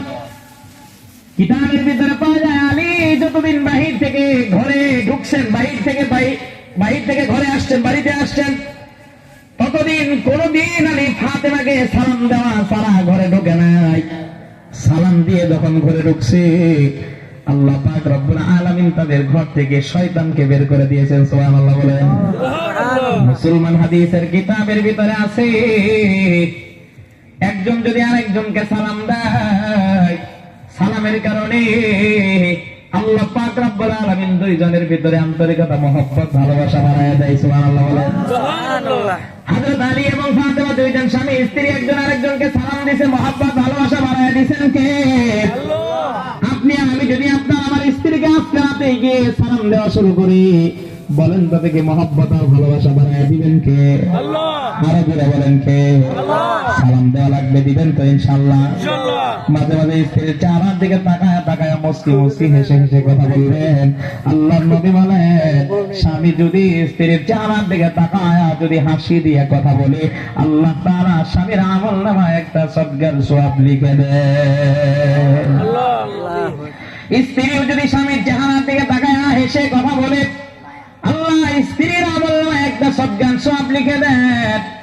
আল্লাহর নবী বলেন, শুধু সদকার সওয়াব না, স্ত্রী যদি স্বামীর চেহারার দিকে তাকায় যদি হেসে কথা বলে, ওই হাসার সময় স্ত্রীর মুখের যতগুলো দাঁত বের হবে, এক একটা দাঁতের বিনিময়ে স্ত্রীর আমলনামায় এক একটা করে উমরার সওয়াব লিখে দেওয়া হবে। আজকে রাতের বেলা বাড়িতে যাইবেন, বাড়িতে গিয়ে ঘুম থেকে বুড়িরে জাগ্রত করবে। বুড়িরে ডাইকা বলবেন, এ বুড়ি তুই আমার দিকে তাকায় 1 ঘন্টা পর্যন্ত হাস, আর আমিও তোর দিকে তাকায় 1 ঘন্টা পর্যন্ত হাসি। হুজুর বলছে হাসলে খালি সওয়াব আর সওয়াব। হ্যাঁ কি কন, আছে না এরকম? ওই যে মুরব্বী কয়েকজন কাছে ওদের বুড়ির তো দাঁত নাই, কেমনে কি দাঁত না থাকলেও সব পাইবো কিনা? কথা কন তো, হাইসা কথা বলেন আপনারা আপনাদের স্ত্রীদের সাথে, কথা কয় না। ঝগড়া লাগে, দুইজন হাইসা হাইসা ঝগড়া করবে, পারবেন? মানে হাসি দিয়ে যদি ঝগড়া করেন, ঝগড়াই কোন দিকে? হ্যাঁ, আল্লাহ রাসূলুল্লাহ বলছেন, তোমরা স্ত্রীদেরকে পিটাইও না। পিটাইতে যদি চাও, সর্বোচ্চ 1 বিঘত একটা মিসওয়াক, এই মিসওয়াক দিয়ে পিটাইতে পারবা। মিসওয়াক দিয়ে যদি আপনি আপনার স্ত্রীরে পিট না দেন, আপনার স্ত্রী পিট না খাইয়া কানবো না হাসবো? কথা কন না? আর যদি ভালো বংশের মেয়ে হয়, চেহারার দিকে তাকায় হাসবে আর বলবে, তুমি কি আমার পিটাও না, ভালোবাসা দাও। ঠিক কিনা? রাসূলের সুন্নাত কত সুন্দর, দেখছেন নি? আহারে, রাসূল আমাদেরকে যে টিপস গুলো দিয়ে গেলেন, উম্মত তো আমরা এগুলো ফলো করি না। আমরা যদি এগুলো ফলো করতাম, রাসূলের পরিবার যেমন শান্তিময় পরিবার ছিল, রাসূলের পরিবার যেমন সুখী পরিবার ছিল, আমাদের পরিবারগুলো সেরকম সুখী পরিবার হয়ে যেত। ঠিক কিনা? ঠিক বলেন। ঠিক। ঘটনা একটা আপনাদেরকে আমি শোনাই দেই, শুনবেন নি? মনে করে ওয়াজ তো খালি লম্বা হয়ে যায়, শেষ মনে হয়ে যায়। হ্যাঁ, এক মুরব্বী বাবাজি বৃদ্ধ হয়ে গেছে। অনেক সময় মুরব্বীরা দেখবেন বৃদ্ধ হয়ে গেলে বাড়িতে একটু যারা থাকে এদেরকে একটু বিরক্ত করে। বাড়ির লোকজন এই মুরব্বী বাড়িতে থাকুক এটা পছন্দ করে না। বাড়ির লোকজন সবাই মিলে তারে বোঝায় দেয়, আপনার বাড়িতে থাকা দরকার নাই, একটা চিল্লা দিয়ে আসেন। আছে না নাই? মুরব্বী বাবাজি একজনদের সন্তানরা নাতিরা সবাই ধরে চিল্লাই পাঠাইছে। মুরব্বী 40 দিন পর্যন্ত চিল্লাই সময় লাগায়। 40 দিনে মুরব্বী কিচ্ছু শিখতে পারে না, কারণ বৃদ্ধ মানুষ জবানটা আগের মতো সচল নাই, জিব্বা টিব্বা সবকিছু বাঁকা হয়ে গেছে, মুখের দাঁতগুলো পড়ে গেছে, শুদ্ধ করে কোনো কিছু বলতে পারে না। চিল্লা যখন শেষ হয়ে গেল, মুরব্বী বাবাজি বাড়ির দিকে রওনা দিছে। আমির সাহেব ডাক দিয়ে বলেন, বাবাজি 40টা দিন আপনি আমাদের সাথে সময় লাগাইলেন, এই 40 দিনে আপনি একটা সূরা মুখস্থ করতে পারলেন না। বাড়িতে যাওয়ার পরে যদি আপনার বিবি সাহেব বুড়ি যদি আপনার জিজ্ঞেস করে, বুড়া 40 দিনের চিল্লা লাগায় আইলা কি শিখলাম, আমার একটু শিখাও, তখন আপনি আপনার স্ত্রীর কাছে তো লজ্জিত হয়ে যাবেন, কিছু বলতে পারবেন না। কই হ্যাঁ হুজুর, যা বলছেন আসলে এই কথা, হাসা কথা ঠিক। হুজুর তাহলে কি করা যায়? জীবনটারে তো শেষ কইরা দিছি, জীবনে কোনোদিন এক ওয়াক্ত নামাজও পড়ি নাই হুজুর, জীবনে কোনোদিন আমি পশ্চিম দিকে ফিরে যে একটু আসার পড়বো এটাও পড়ি নাই। জীবনের শেষ বয়সে নাতিন উত্তর, ছেলেরা আমার ধরে চিল্লাই পাঠাইছে, এখন আমার ব্রেনেও কাজ করে না, আমার জিহ্বা উল্টা হয়ে গেছে, মুখের দাঁত পড়ে গেছে, শরীরের ভিতরে তেমন কোনো শক্তিও নাই। হুজুর কিচ্ছু তো শিখতে পারলাম না, এত করতে পারলাম না, এখন কি করব বলেন তো দেখি? মুসলমান এমন মুরব্বী বাবাজি আছে না নাই? বলেন। আমার মসজিদে একবার কিছুদিন আগে একটা চিল্লার জামাত আসছে, এক মুরব্বী বাবাজি আসছে, একবারে বৃদ্ধ, ছোট্ট একটা বাচ্চা তার সাথে দাঁড়াইছে। বাচ্চাটা নামাজের ভিতরে একটু কথা বলছে, বাচ্চারা নামাজে দাঁড়ায়, গাই বাবাজি থামো, হয়তো কথা বলো, জানি না নামাজের ভিতরে তো কথা বলা যায় না। বলেন এমন মুরব্বী সমাজে আছে না? না। এবার আমির সাহেব বলতেছেন, মুরব্বী বাবাজি আপনারা কিছু সুন্নতের আমল শিখায় দেই, আমলগুলো যদি আপনি আর আপনার স্ত্রী দুইজনে মিলে যদি করেন, আমি আল্লাহর কাছে আশাবাদী, আল্লাহ পাক রব্বুল আলামিন জীবনের শেষ সময়ে এই সুন্নতগুলোর উপরে আমল করার কারণে আল্লাহ তাআলা হয়তো আপনাদের দুইজনকে মাফ করে জান্নাতের মালিক বানায় দিবেন। সুবহানাল্লাহ বলেন। সুবহানাল্লাহ। এবার মুরব্বী বাবাজি আমির সাহেবকে ডাক দিয়ে বলে, হুজুর কি শিখাইয়া দিবেন? ওই কিছু সুন্নতের আমল শিখাইয়া দেই, বাড়িতে যখন যাইবেন বলেন তো দেখি আপনার বুড়ির সাথে সম্পর্ক ভালো না খারাপ? বুড়িদের পিটানোর অভ্যাস আছে নাকি? মুরব্বী বাবাজি বলে, হয় হুজুর পিটানোর অভ্যাস আছে, পিটাই। কই আজকে থেকে আমল শিখাইয়া দেই, জীবনে আর কোনোদিন পিটাইবেন না। আজকে বাড়িতে যাওয়ার পরে যখন ঘরের দরজার সামনে দাঁড়াবেন, সর্বপ্রথম আপনার স্ত্রীকে, আপনার বুড়িকে একটা সালাম দিয়ে তারপরে ঘরে ঢুকবেন। সুবহানাল্লাহ বলে। আরো জোরে বলেন না সুবহানাল্লাহ। এবার মুরব্বী বাবাজিরা দ্বিতীয় আমল শিখায়া দেয়, স্বামী স্ত্রী দুইজন দস্তরখানা বিছায়া খানা খাবেন, একই প্লেটে খানা খাইবেন, মাঝে মাঝে একজন আরেকজনের মুখের ভিতরে খাবারের লোকমা উঠাইয়া দিবেন। সুবহানাল্লাহ বলেন। আরো জোরে বলেন না সুবহানাল্লাহ। মুরব্বী বাবাজি ডাক দিয়ে বলে, হুজুর এটাও কি সম্ভব নাকি? কয় হ্যাঁ, আমল করলেই সম্ভব। ঠিক আছে, কিচ্ছু যেহেতু শিখতেই পারলাম না, কিছু আমল শিখাই দিলেন, আমলগুলোই শিখলাম, এগুলোই গিয়ে বাড়িতে করার চেষ্টা করব। মুরব্বী বাবাজি বাড়িতে গিয়ে সর্বপ্রথম বুড়িরে সালাম দিয়ে ঢুকে। বুড়িও তো লজ্জা পায়, কারণ জীবনে কোনোদিন তাদের দুইজনের মাঝে সালামের আদান প্রদান হয় না। বুড়ি এবার কাপড়ের ঘোমটাটা একটু নিচ করে দিয়ে তারপরে বুড়ার সালামের জবাব দেয়, ওয়ালাইকুম আসসালাম। সুবহানাল্লাহ বলেন। বুড়া ডাক দিয়ে বলে, বুড়ি তোরে আমি সালাম দিলাম, আমিও 30টা নেকি পেয়ে গেলাম, তুমি সালামের উত্তর দিলা, তুমিও 10টা পেয়ে গেলা। সুবহানাল্লাহ কোন। আরো জোরে বলেন না সুবহানাল্লাহ। বুড়া এবার বুড়িরা ডাক দিয়ে বলে, এ বুড়ি আজকে আমরা কিছু ভালো আমল করবো, চিল্লা থেকে এগুলো শিখে আসছি। ঠিক আছে করি। তাহলে তুমি ভালোভাবে রান্না করো। ভালোভাবে রান্না করছে, রান্না করার পর রান্নাঘর থেকে যখন খাবার ভাতগুলো, ভাতের পাতিলটা যখন আরেক ঘরে আনছে, বুড়া এবার বুড়িরে ডাক দেয়া বলে, বুড়ি এতদিন দুইজনে 2 প্লেটে খানা খাইছি, আজকে দুইজনে 1 প্লেটে খানা খাবো। বুড়ি এবার রাজি হয়ে গেছে। 1 প্লেটের ভিতরে সবগুলো খাবার যখন দেরি করছে, দস্তরখানা বিছাইছে, খাবারগুলো সুন্দর করে মাখায়া, তারপরে বুড়া বলতেছে, বুড়ি চোখ দুইটা বন্ধ কর, তোর মুখের ভিতরে একটা খাবারের লোকমা উঠায়া দে। সুবহানাল্লাহ। বুড়ি কয় না, সাবধান, এটা করা যাবে না। কই কেন? কই তুমি যদি এটা করো, নাতিন উত্তর দেখবে, ছেলের বউরা দেখবে, দূর থেকে দেখা তারা সমালোচনা করবে যে হাই রে, বুড়া বয়সে দাদা আর দাদির কত প্রেম উতলায় পড়ে। কথা বলেন, আছে না নাই? বুড়া রাগ দিয়ে বলে, টেনশন নাই, দরজাটা বন্ধ কইরা দে, দরজা লাগায় হইলেও নবীর সুন্নতের উপরে আমল করব। কারণ আমির সাহেব জানাইয়া দিছে, নবীর একটা সুন্নতের উপরে যে বান্দা আমল করবে, আল্লাহ তাআলা তার আমল নামায় কমপক্ষে 100 গলা কাটা শহীদের সওয়াব লিখে দিবে। সুবহানাল্লাহ। বুড়ি যখন এবার দরজা লাগাইতে গেছে, বুড়া যখন দরজা লাগাইতে গেছে, বুড়ি কয় দরজা লাগাই না দিনের বেলা, সাবধান। ওই কেন দরজা যদি লাগাই দাও, নাতিন উত্তর দূর থেকে দেখে সমালোচনা করবে, কয় দাদারে ভালো হওয়ার জন্য চিল্লাই বানাইলাম। দাদার চিল্লাই দেওয়ার আগে দিনের বেলা দাদিরে নিয়ে বৃষ্টির দিনেও দরজা লাগাইতো না।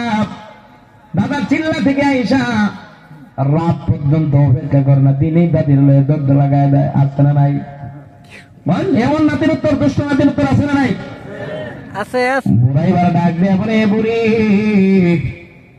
টেনশনের কোনো কারণ নাই, দরজা লাগাইয়া দে, কেউ যাতে না দেখে আমরা নবীর সুন্নতের উপরে আমল করব।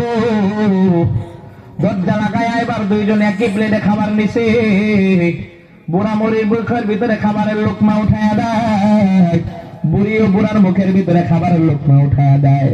বুড়া দুইটা চোখের পানি ছেড়ে কান্দে আর বলে, বুড়ি আমির সাহেব ওদের কাছ থেকে শুনে আসলাম, স্বামী স্ত্রীর মুখের ভিতরে একজন আরেকজনের মুখের ভিতরে যদি খাবারের লোকমা উঠায়া দেয়, এক একটা লোকমার কারণে নাকি আমল নামায় এক একটা করে সদ্গের সব লিখে দেওয়া হয়।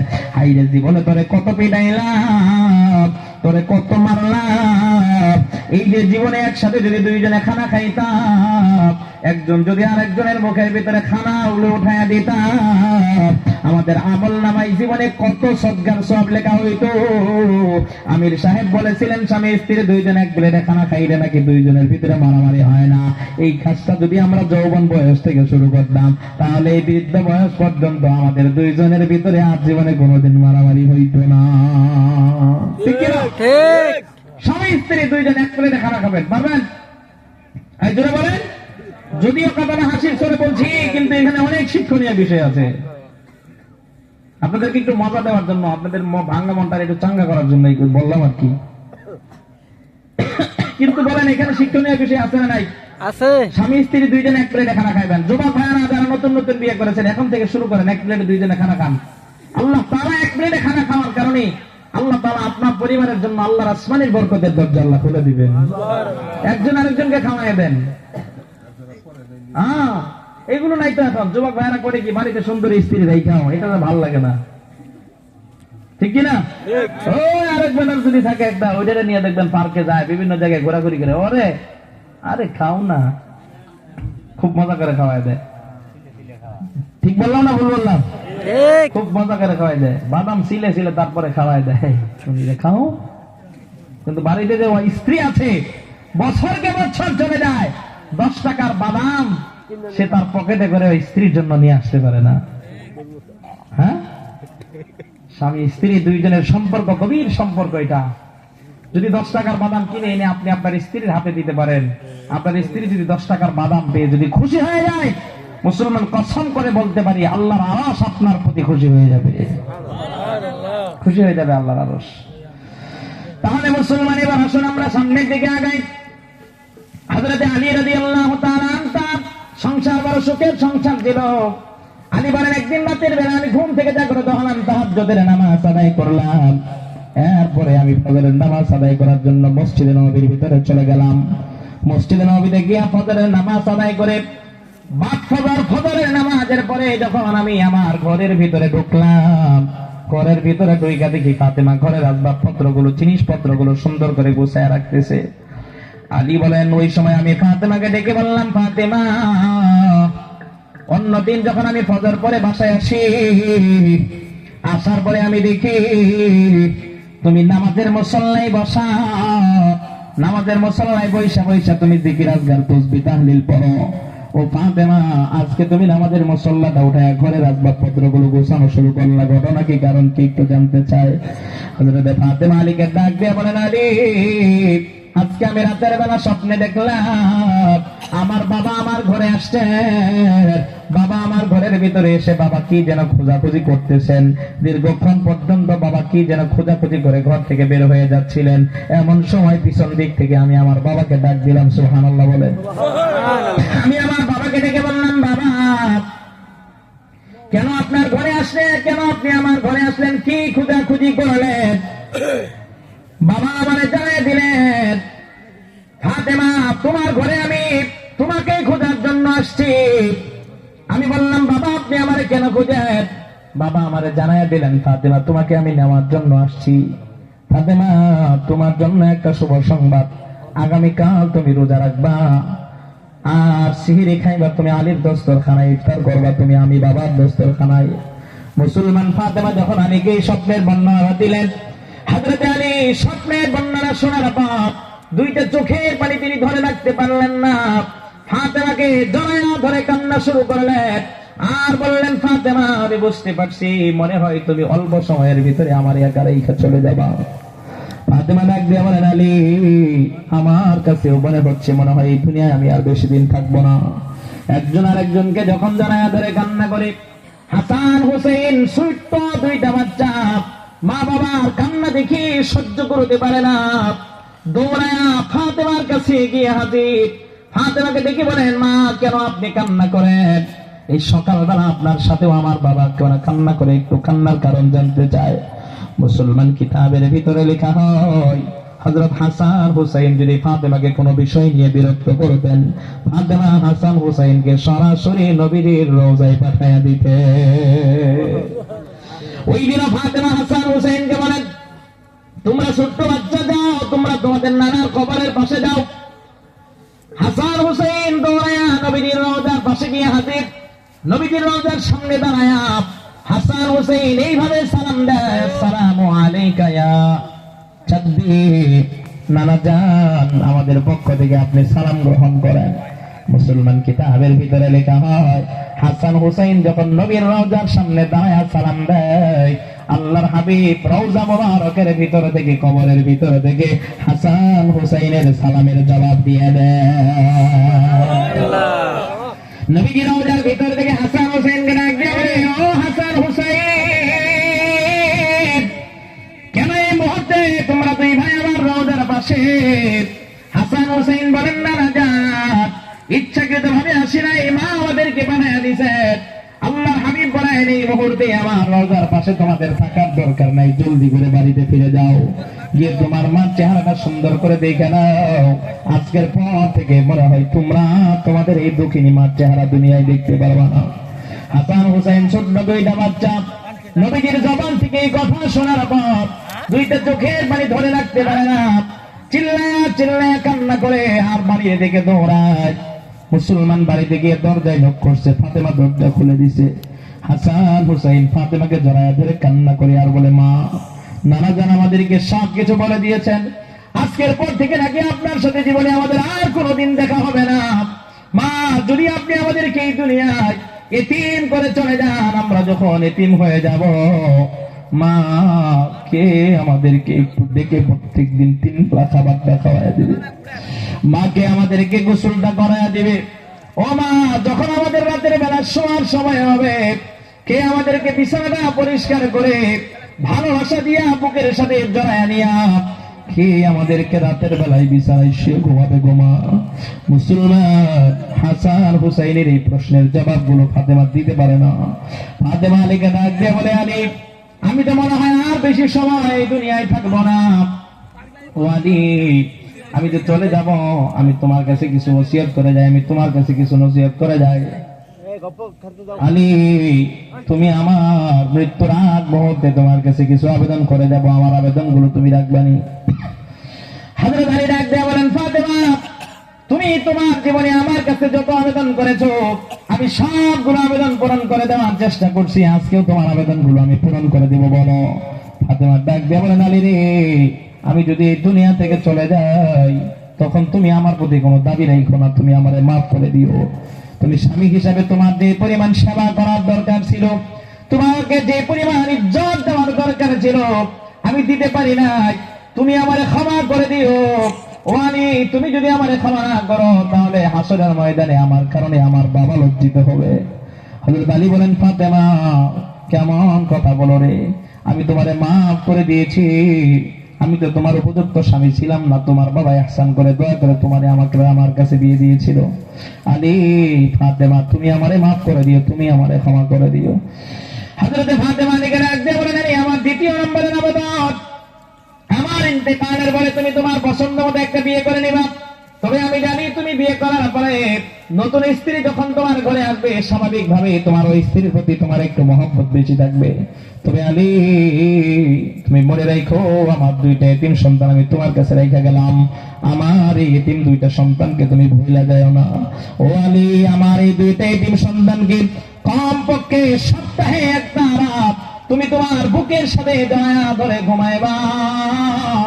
আলী ডাক দিয়া বলেন, ফাতেমা ঠিক আছে মেনে নিলাম, তোমার আর কি আবেদন বলো। ফাতেমা ডাক দিয়া বলেন, আলী তোমার কাছে আমার আরেকটা আবেদন, আমার সন্তান দুইটা যখন বড় হবে, আমার এই সন্তান দুইটারে তুমি আল্লাহর জন্য অক্ষ করে দিবা। জোরে জোরে চিৎকার মেরে বলা যাবে কি সুবহানাল্লাহ। আলী ডাক দিয়া বলেন, ঠিক আছে আর কি বলো। ফাতেমা ডাক দিয়া বলেন, আলী আমি যেদিন শেষ বিদায় নিব এই দুনিয়া থেকে, যেদিন আমি চলে যাব, আমার লাশটাকে তুমি গোসল দিবা, কাফন পরাবা, কিন্তু ও আলী আমার লাশটাকে পৃথিবীর কোনো মানুষকে দেখাবা না। হযরত আলী বলেন, ফাতেমা তুমি ইন্তেকালের পরে তুমি নবীর মেয়ে, তোমার মৃত্যুর খবর আমি মদিনায় ছড়াইয়া দিব। মদিনার বড় বড় সাহাবায়ে কেরাম তোমার জানাজায় এসে হাজির হবে, তোমার জন্য আল্লাহর কাছে দোয়া করবে, ইস্তেগফার করবে। হযরত ফাতেমা বলেন, না আলী না, ও আলী দিল দিয়ে শোনো আমি কি বলি। আমার বাবার উপরে যেদিন থেকে পর্দার আয়াত নাযিল হয়, সেদিন থেকে আমি ফাতেমার জীবনে কোনোদিন পর্দার খেলাপ চলি নাই। জোরে বলেন না সুবহানাল্লাহ। আলী আমি চাই আমার ইন্তেকালের পরে যাতে আমার লাশেরও পর্দার খেলাপ না হয়। মুসলমান পর্দা ইসলামে কতটা গুরুত্ব, মুসলমানদের জন্য, মুসলিম মা বোনদের জন্য, নারীদের জন্য পর্দা কতটা গুরুত্বপূর্ণ বিস্তারিত বলার সময় নাই, শুধু সংক্ষিপ্ত আকারে বলি। বলেন তো দেখি দৈনন্দিন আমাদের উপরে কত ওয়াক্ত নামাজ ফরজ? 5 ওয়াক্ত। জোরে বলেন। 5 ওয়াক্ত। হয় নাই, আরো জোরে। 5 ওয়াক্ত। জীবনে আমাদের উপরে হজ কতবার করা ফরজ? জোরে বলেন। একবার। একবার। কতবার?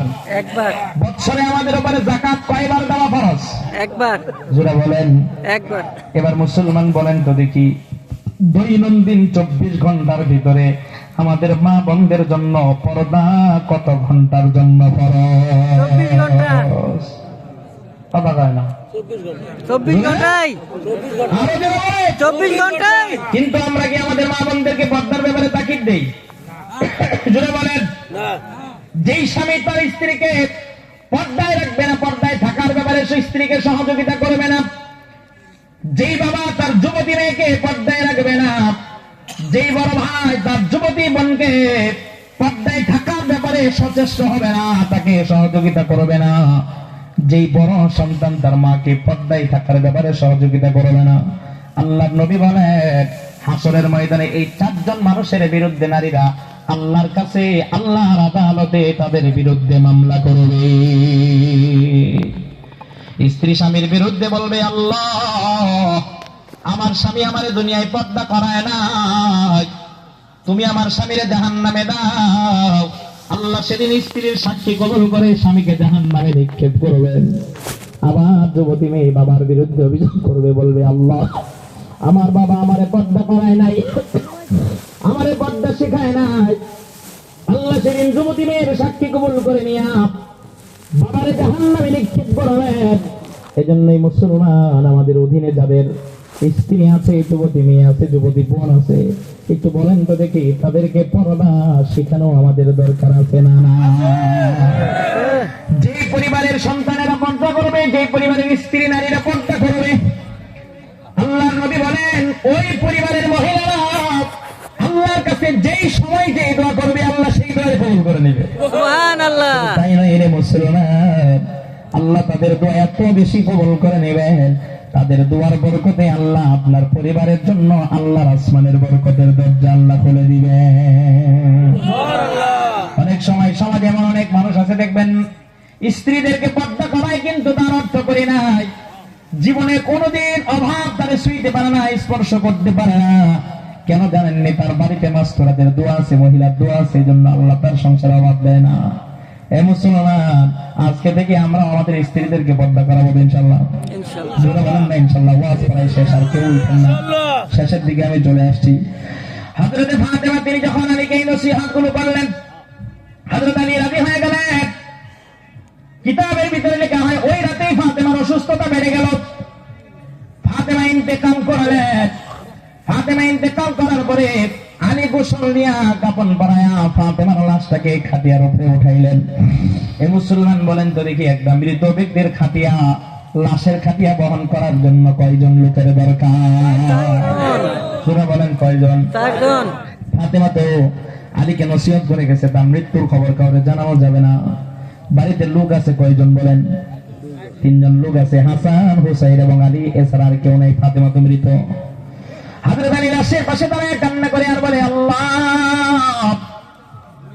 তুমি জানা না বানাইলা, কিচ্ছু বানাইতা না, সেই নবীর কলিজার টুকরা মেয়ে, আয় আল্লাহ তার সাথে আমি দীর্ঘদিন সংসার করলাম, সে আমার ঘরে আমার অধীনেই মৃত্যুবরণ করলো। আল্লাহ তার জীবনের শেষ বিদায়টা আমি আলী সম্মানের সাথে দিতে পারলাম না গো আল্লাহ। আয় আল্লাহ আমার ছোট্ট 2টা বাচ্চা, আল্লাহ আমি একা কেমনে ফাতেমার লাশটাকে বহন করে কবর পর্যন্ত নিয়ে যাই? এমন সময় হযরত আলী বাড়ির দরজার সামনে আইসা আল্লাহ নবীর একজন প্রিয় সাহাবী হযরত আবু যর গিফারী রাদিয়াল্লাহু তাআলা আলীকে ডাকতেছিলেন। হযরত আলী যখন তার জন্য বাড়ির গেটটা খুলে দিলেন, হযরত আলী বাড়ির গেটটা খুলে দেওয়ার পর আলী জিজ্ঞেস করলেন, কে তুমি? আল্লাহ নবীর সাহাবী জবাব দেন, আমি আবু যর গিফারী। আলী বলেন, ও আবু যর, এত রাতে কেন তুমি আমার বাড়িতে? আবু যর 2টা চোখের পানি ছেড়ে কান্দে আর বলে, আলী ইচ্ছাকৃতভাবে আসি নাই, ইশারের নামাজ পড়ে শুয়ে পড়লাম, স্বপ্ন যুগে পয়গম্বরের সাথে সাক্ষাৎ হয়ে গেল। পয়গম্বর স্বপ্ন যুগে আমারে দাইকে বললেন, আবু যর তুমি আর কিসের ঘুমাও, আমার কলিজার টুকরা মেয়ে দুনিয়া থেকে বিদায় নিয়ে চলে গেছে, আমার মেয়ের লাশটা বাড়ি থেকে কবর পর্যন্ত বহন করে নেওয়ার মতো লোক নাই।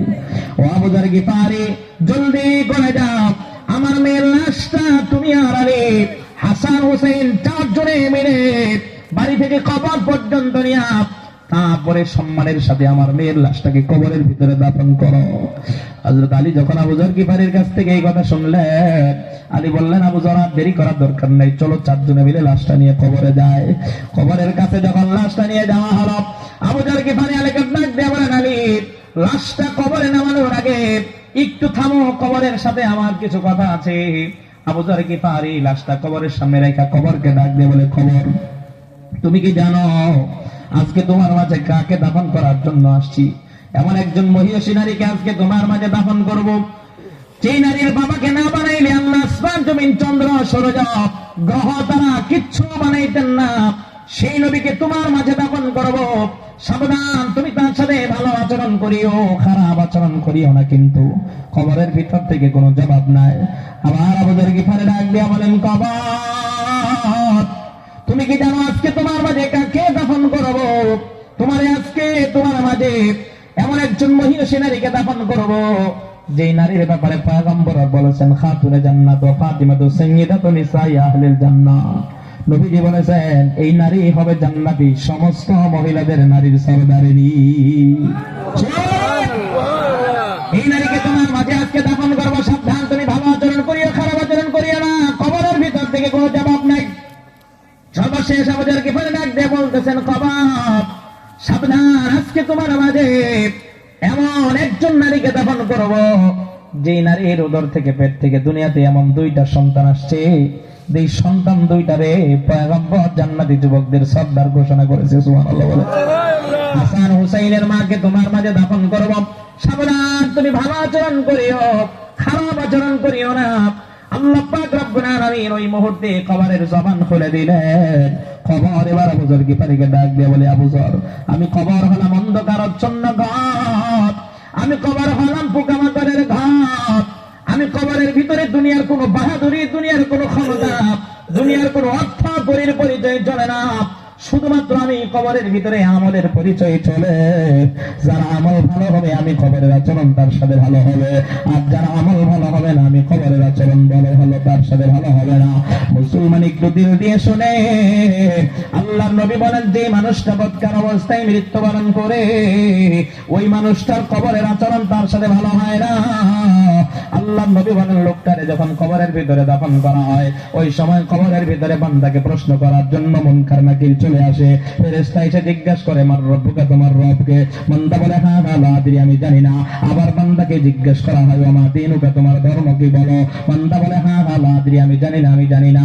আবার ওই বান্দার সামনে রাসূলকে এনে তাকে দেখায় জিজ্ঞেস করা হয়, মান হাদার রাজুল আল্লাযী বুইসা ফীকুম, এই লোকটাকে যাকে তোমাদেরকে দুনিয়ায় তোমাদের মাঝে পাঠানো হয়েছিল? বান্দা বলে, হ্যাঁ লা আদরি, আমি জানি না। এবার ওই বান্দার জন্য আল্লাহ পাক রব্বুল আলামিন কবরের ভিতরে এমন ভয়ঙ্কর শাস্তির ব্যবস্থা করেন। আল্লাহর নবী বলেন, ওই সময় আল্লাহ তাআলা কবরে ডেকে বলেন, কবর, আমার এই নাফরমান বান্দার জন্য তুমি সংকুচিত হয়ে যাও, সংকীর্ণ হয়ে যাও। এবার কবর ওই বান্দার জন্য সংকীর্ণ হয়ে যায়। মুসলমান, আল্লাহর নবী বলে, কবরের ডান পাশের মাটি বান্দারে এমন জোরে একটা চাপ মারে, বান্দার ডান পাজরের হাড়গুলো ভেঙে বাম পাজরের সাথে লেগে যায়। আবার বাম পাশের মাটিগুলো এমন জোরে একটা চাপ দেয়, বাম পাজরের হাড়গুলো ডান পাজরের সাথে লেগে যায়। আল্লাহ পাক রব্বুল আলামিন ওই বান্দাকে কবরের ভিতরে শাস্তি দেওয়ার জন্য ওই সময় আল্লাহ পাক রব্বুল আলামিন আল্লাহ তাআলা এমন একজন ফেরেশতা পাঠায় দেন, যে ফেরেশতা চোখে দেখে না, মুখে কথা বলতে পারে না, কানে শুনে না। ওই ফেরেশতা এসে এবার ওই বান্দাকে কবরের ভিতরে শাস্তি দেওয়া শুরু করে দেয়। আল্লাহর নবী বলেন, ওই বান্দার চোখের দৃষ্টির সীমা যে পর্যন্ত যায় ওই পর্যন্ত কবরটা বড় বানায়া জাহান্নামটা ওই বান্দার সামনে এনে তুলে ধরা হয়, জাহান্নামের দৃশ্যগুলো ওই বান্দাকে দেখায় দেওয়া হয়। মুসলমান একটু বুঝে থাকলে বলে, আল্লাহ যদি বান্দাকে কবরের ভিতরে পরিমাণ শাস্তি দেয়, এই শাস্তি আপনার জন্য আমার জন্য সহ্য করা সম্ভব হবে নাকি? না। জোরে বলেন, সম্ভব না। যদি সম্ভব না হয়, যে আমলগুলো করলে কবরের শাস্তি থেকে মুক্তি পাওয়া যায়, আমলগুলো করা দরকার আছে না নাই? জোরে বলেন, আছে না নাই? আসুন তাহলে এবার আমরা আমল সম্পর্কে একটু আলোচনা করি।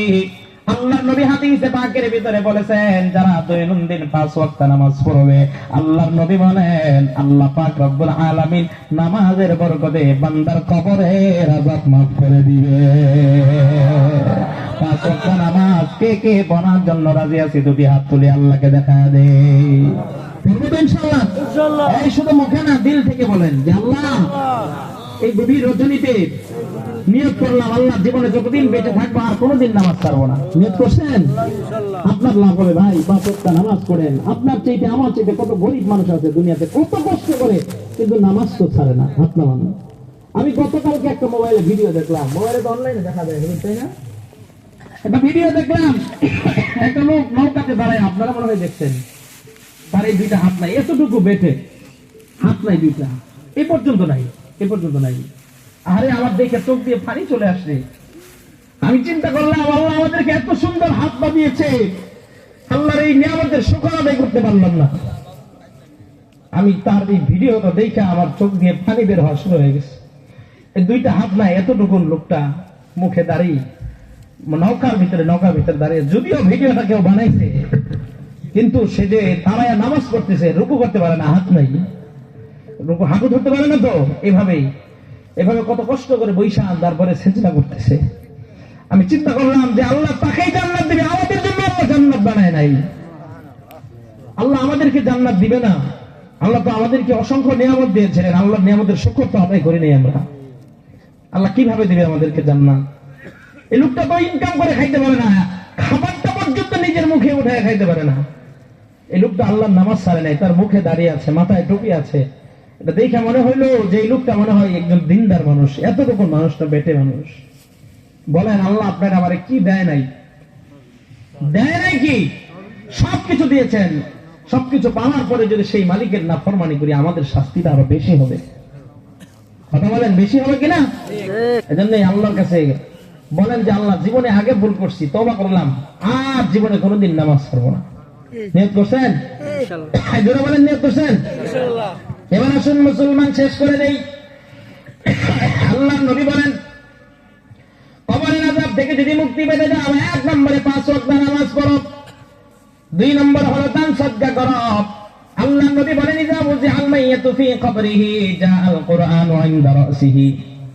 মানুষ যখন মৃত্যুবরণ করে, ওই সময় মানুষটাকে যখন কবরের ভিতরে দাফন করা হয়, বান্দার যদি দুনিয়ায় নামাজের সাথে সম্পর্ক থাকে, বান্দার যদি দুনিয়ায় কোরআনের সাথে সম্পর্ক থাকে, কোরআনের মাদ্রাসার সাথে যদি সম্পর্ক থাকে, কোরআনওয়ালাদের সাথে যদি সম্পর্ক থাকে, আলেম ওলামাদের সাথে যদি সম্পর্ক থাকে, বান্দা মৃত্যুবরণ করার পর তার লাশটাকে যখন কবরের ভিতরে রাখা হয়, আল্লাহর নবী বলেন, ওই বান্দার দুনিয়ায় কোরআন তিলাওয়াত, কোরআনের সাথে সম্পর্কের যত সওয়াব আছে, সবগুলো সওয়াব কবরের ভিতরে ওই বান্দার মাথার দিক থেকে চলে আসে।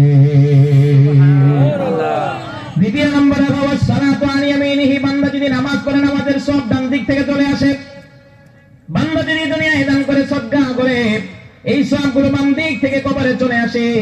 ওয়াসাইরুল হাসানাতি ইনদা রিজলাইহি, আল্লাহর নবী বলেন, অন্যান্য সবগুলো বান্দার পায়ের দিক থেকে বান্দার কবরের ভিতরে চলে আসে। এবার মুনকার নাকির যখন বান্দাকে প্রশ্ন করার জন্য আসে, ওই সময় বান্দাকে প্রশ্ন করার পর একটা প্রশ্নের জবাবও বান্দার দেওয়া লাগে না। তার নেক আমলগুলো মুনকার নাকিরকে ডাক দিয়া বলে, আল্লাহর বান্দাকে তোমরা ডিস্টার্ব করিও না, তোমাদের যত প্রশ্ন আছে আমাদেরকে করো, তোমাদের সকল প্রশ্নের জবাবগুলো বান্দার পক্ষ থেকে আমরা দিয়ে দিব। তাহলে বলে, মাদ্রাসার সাথে, কোরআনের সাথে, দান সদকার সাথে আমাদের সম্পর্ক রাখা দরকার আছে না নাই? আছে। খুব সংক্ষিপ্ত সময়ে আপনারা জানেন যে আপনাদের মাদ্রাসা অনেক দিন হয়ে গেছে, মাদ্রাসার বয়স, এতদিন পরে মাদ্রাসার কোনো উন্নতি নেই। এই মাদ্রাসার আরেকটু উন্নতি হওয়া দরকার না? আপনারা কি বলেন? যারা বলেন উন্নতি হওয়া দরকার, তো উন্নতি যদি হওয়ার দরকার পড়ে, এমনি হবে। আপনাদের কিছু দান খয়রাতের প্রয়োজন আছে না? কিছু দান খয়রাত আপনারা করবেন। আজকের এই গভীর রজনীতে আপনাদেরকে আমি খুবই চমৎকার সুন্দর একটা ওয়াজ শোনাইছি। আপনারা দেখবো, আমি দেখি আপনাদের দিল কেমন নরম হয়েছে। কবরের জন্য আপনারা কেমন চিন্তা করেন, কবরের শাস্তি থেকে আপনারা কে কে মুক্তি পেতে চান, একটু পরীক্ষা হয়ে যাক দেখি। এই মাদ্রাসার জন্য অল্প সময়ের ভিতরে, মাত্র 2 মিনিটের ভিতরে আপনারা 500, 1000, 200, 300 করে যদি কেউ থাকেন, নগদ আমার হাতে দিয়ে যাবেন যে হুজুর ইনশাআল্লাহ মাদ্রাসার জন্য আমি 500 টাকা দিয়ে দিলাম। এই দানটাই আপনার থাকবে